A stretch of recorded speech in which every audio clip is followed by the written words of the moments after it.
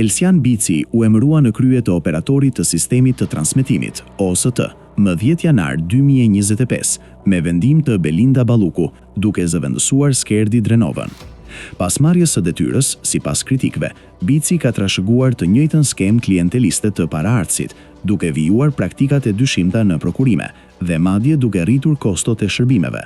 Së fundi, ai ka firmosur një tender për shërbim mirëmbajtje dhe suport për softin PSSE për 24 muaj, si dhe blerje modulesh shtesë, me fond limit 25 milion lek, i përllogaritur nga një komision i ngritur prej tij. Ky fond konsiderohet i fryrë krahasuar me çmimet e tregut dhe precedentët.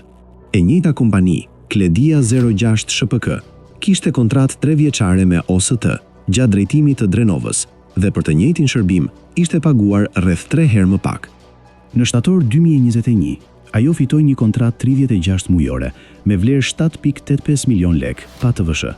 Krahasimi ngre pikpyetje serioze mbi arsyetimin e shifrës së re, duke krijuar indicie për KLS dhe SPAK. Procedura e fundit është kritikuar edhe për mungesë reale konkurrence. Kledia 06 rezulton të ketë garuar praktikisht e vetme, pasi operatori tjetër pjesëmarrës, Colombo SHPK, nuk ka paraqitur ofertë dhe nuk ka lidhje me fushën e softwareve. Oferta fituese ishte 99.1% e fondit limit, rreth 24.7 milion lek pa TVSH, çka nxit dyshime për marrëveshje paraprake. Ndërkohë, e njëjta kompani ka përfituar tendera të mëdhenj edhe nga kesh, përfshirë kontrata pagar të shënuara me flamur të kuq nga Open Data Albania.